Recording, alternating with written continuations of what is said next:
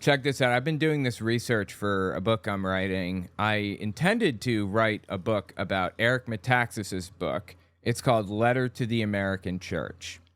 If you've never heard of Eric Metaxas, I would be willing to bet your grandpa probably has. He's an absolute nutcase, the dude is. I have a huge research tab full of stuff that I'm, reading about for this. Anyway, Letter to the American Church. This is what the cover looks like right here, if you've never seen it. The premise of the book is anybody on the left is a Nazi. They're all Nazis. Joe Biden's a Nazi. If Eric Metaxas or if Donald Trump doesn't like them, then they're a Nazi. That's the premise. And he talks about a guy named Bonhoeffer a lot. Claims that he was like some savior or something. He kind of deifies him. And I don't know anything about this Bonhoeffer guy at first, right? I do now, but I wanted to look into it. I wanted to understand. Is this guy full of it with Bonhoeffer? Because he's full of it with everything else. So I start researching to see if I can figure out, what the church's relationship is to Hitler. What is the Protestant and Catholic relationship like to Hitler? And wouldn't you know it, I couldn't find a single audiobook on the subject. Usually I try to get an audiobook and I just kind of give it a quick listen through so that I can get some ideas and directions to go in when I'm thinking about writing something, right? Not a single audiobook on the subject. Well, there are some audiobooks on the subject of how Hitler interacted with the church, but it's all written by nutcases, right-wing extremist nutcases, and they're unreliable narrators. I can't trust what they have to say. Maybe they're right about it. I don't know. I have to find this stuff out for myself. So I decided to, instead of debunking Eric Metaxas's book, Letter to the American Church, right now I'm going to talk about Hitler's connection and relationship with the Christian church, what it was like. So I've actually found some really fascinating stuff so far. What I've found up to now is that about a third of Germans in 1933, we'll say, were Catholic, and a lot of them lived in the South. About 2/3 were Protestant. There were around 65 million people total, and only 1% of Germany was made up of Jews. Hitler was in World War I and was super, super, super pro-German. Oh my God, he's crazy about Germany. He volunteered to be in the army in World War I. Now, World War I was kind of Germany's fault. I don't know if you are aware of the story of World War I. I wasn't, but almost nobody can tell you what it was fought over. They can tell you what started it usually, right? The assassination of, Franz Ferdinand.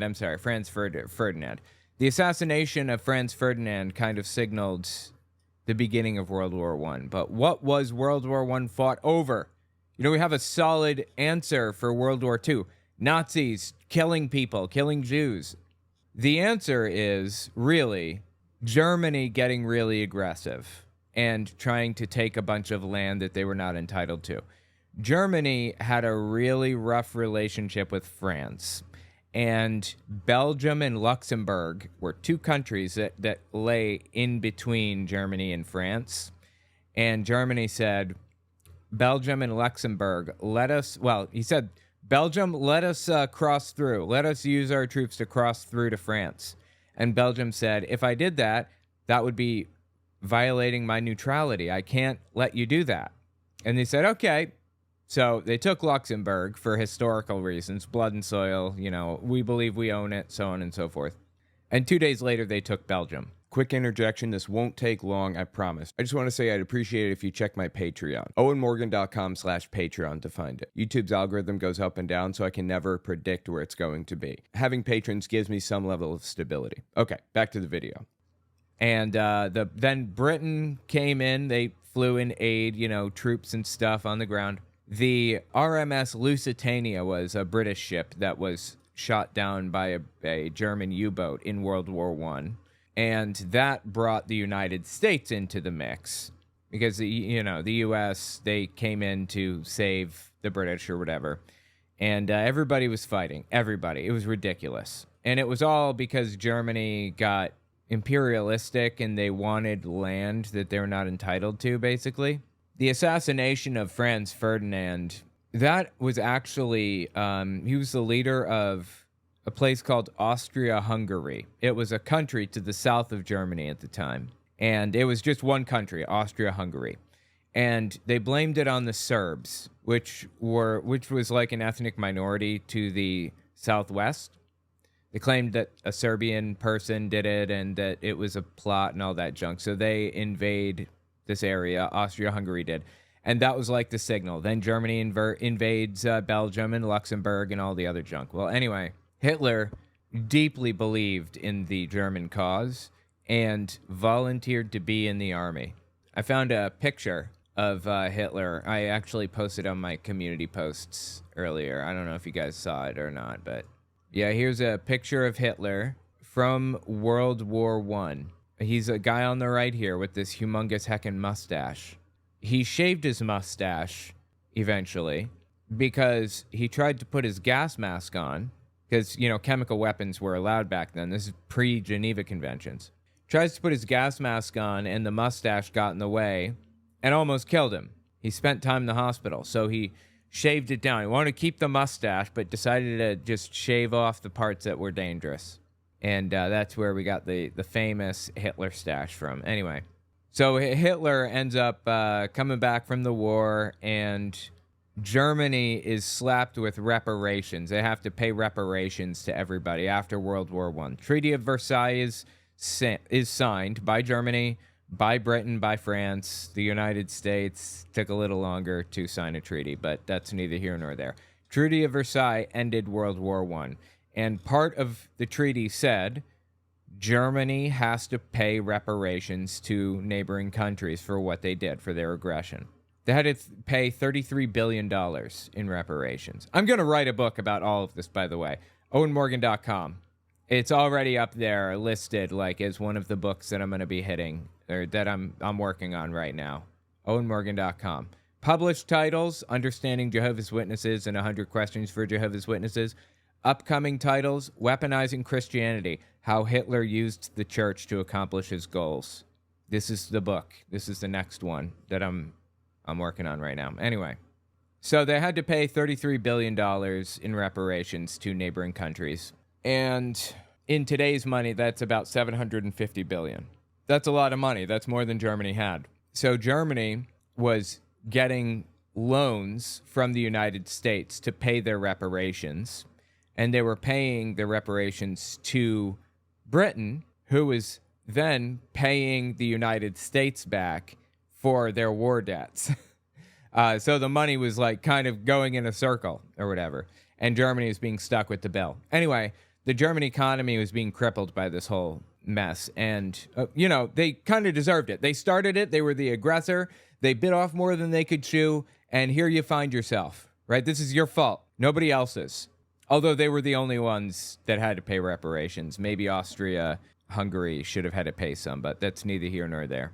Anyway, so the reparations thing, that was kind of crippling their economy. They were already in bad shape, like economically. They had lots and lots and lots of unemployed people. Their economy just wasn't good. And that created a bitter attitude, an angry, bitter feeling throughout Germany, among Germans, which made it possible for Hitler's meteoric rise to happen in the first place. Between 1871, I think, and 1871 and 1918, or 1876 and 1918. I don't remember. Let me look. I have all this written down in my notes. 1870, Germany unified as a state during and after the Franco-German War of 1870. Germany, Britain, and France hate each other from this point forward. Yeah, so 1870, Germany kind of unites as one country again under the First Reich. Reich means empire, basically. So the First Empire, basically, is run by an emperor. And in World War I, it was Emperor Wilhelm II. Germany loses the war November 11th. 2 days before the war ended, November 9th, a National Assembly formed a federal constitutional republic, effectively a democracy, called the Weimar Republic. It was named that because that's the city that it was formed in, Weimar, Germany. Anyway, it was a democracy for all intents and purposes. You know, they had a Congress and they had congressmen, roughly the same number of congressmen we have here in America. They had, they called it parliament. They called it the Reichstag. The Reichstag building was the Capitol building, and the Reichstag was the parliamentarians. I think they had one per 60,000 people, and I think in 1930 something they had 590. Let me look. I have again in the notes 577 seats in 1930. That's how many people. 577 seats, one for every 60,000. Our House of Representatives is made up of 438 members. Give you some context. So anyway, Germany had a full-blown democracy from 1918 when the First Reich leader, the Emperor, the Reich, Wilhelm II, when he fled to the Netherlands, who was neutral in all of this, lived out the rest of his life until the 1940s when he died a peaceful death. That was the First Reich. When the First Reich ended, the Second Reich started, the Weimar Republic, the democracy.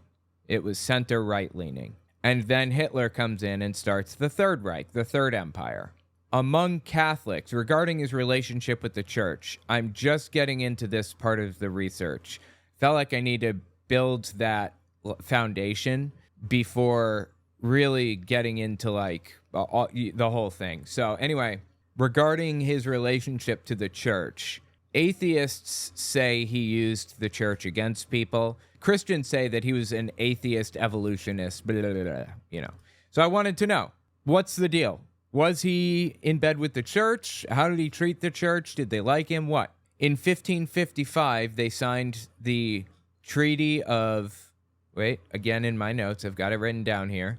1555 Peace of Augsburg Treaty. And it basically, it was a treaty with the Holy Roman Empire, or Roman Catholics. It said, whatever religion your leader is, that's the religion of the state, basically. That's what everybody is. Now, between 1555 and that moment, 1933, when Hitler was, like, elected, they'd become a little more progressive. You weren't forced to be this thing. It was just tradition. If your leader was Protestant, you were Protestant. That's generally how it worked. Well, Germany had about a third of its people in the south were Roman Catholic. 2/3 in the north were Protestant. 20 million to the south were Catholic.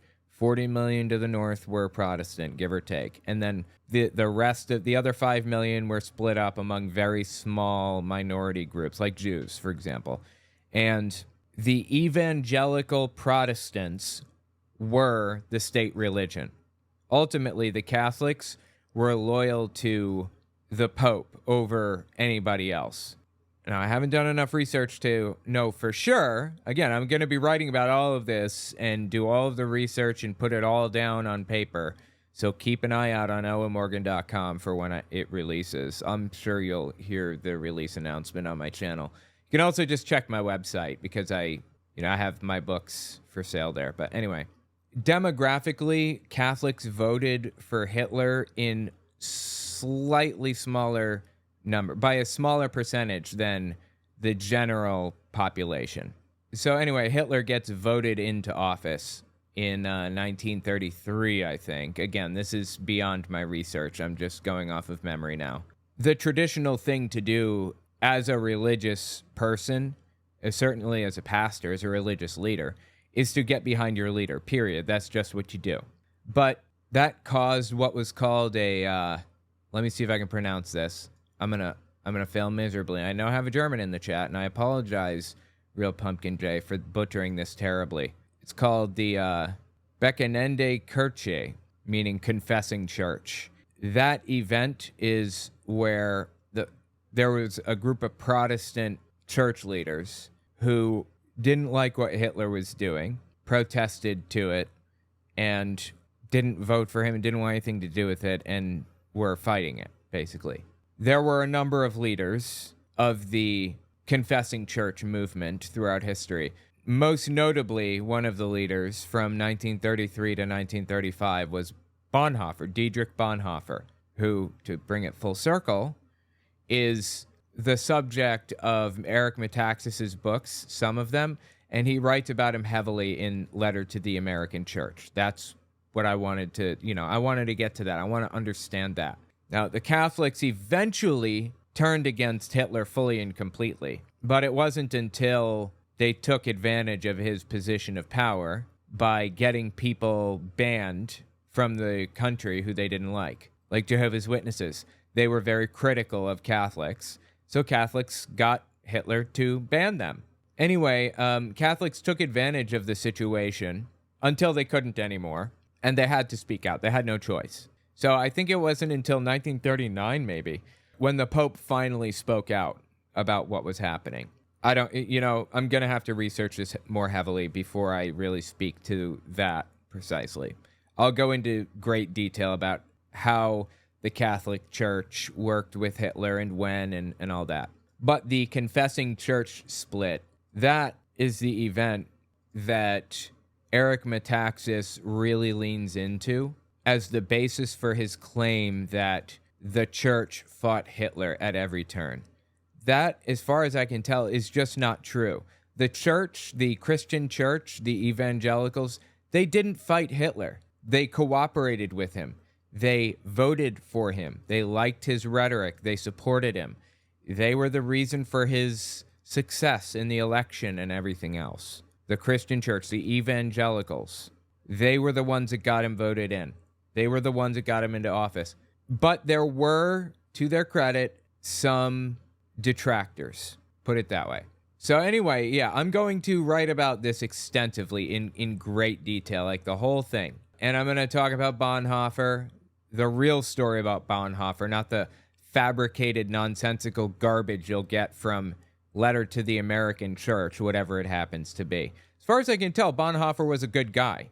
As far as I can tell, he did the right thing. He fought Hitler at the right moment and was involved in a plot to assassinate Hitler, to my knowledge, and eventually was executed by hanging for his involvement in fighting Hitler. That's what just preliminary reading. But I can't trust a word out of this guy's mouth. He seems correct about Bonhoeffer overall, largely, but he's an unreliable narrator, so I have to check everything he says. Anyway, the point I'm getting to is I'm writing that book right now. I've got this timeline written down. I've got an outline that I'm writing up right now, and I have notes and everything, and it's going to be the next one that I write about. What was Hitler's relationship to the church in great detail? So anyway, keep a lookout for it. owenmorgan.com. Real Pumpkin J, the Protestant church in Germany is a local German church. They struggled a lot more trying to separate from Hitler. Oh, yeah. Another thing I forgot to mention, since you brought that up, there was no separation of church and state, as I mentioned. It just wasn't really a concept. Until Thomas Jefferson. Thomas Jefferson really pushed for separation of church and state for not the first time in human history, but it was the first time a major government went down that road, decided to try that out. Separation of church and state. Of course, the Weimar Republic, the Second Reich, the center-right-leaning government that came before Hitler, was not a secular government. It was not a separation between church and state by any stretch of the imagination. That's not how it was. So, anyway, pretty interesting. Separating from that, like pulling them apart, was deeply complicated, obviously, for obvious reasons. I looked through all these books and actually purchased some of them. Like, I have credits on Audible, so I got like a few books, and came to find that it was just a complete BS book, a garbage book that was like anti-abortion and anti-LGBT. And like, why are you even talking about that stuff? When I write a book about the church's relationship to Hitler and how they worked with each other, Catholics and Protestants, I'm not including any of this pro-abortion, anti-abortion, or whatever stuff. It has nothing to do with anything. So the moment within the first, I don't know, within the first chapter at least, maybe within the first 2 paragraphs, they started laying down that nonsense, and I just turned the book off. It's like they're now an unreliable narrator, I recognize. This has nothing to do with Hitler or Christianity or anything at all. Why are they even talking about this? It's useless to me. There are a ton of books about Hitler's relationship to the church, but they're all, they all have an ideological bent to them. I can't trust a single word out of anybody's mouth who's speaking. So I want to be that person. No ideological bent, no fluff or nonsense, no talking about political issues or any of that stuff. I just want to know, was Hitler, in control of the church? Did he jail the church? What was his relationship with the church? That's it. That's all I want.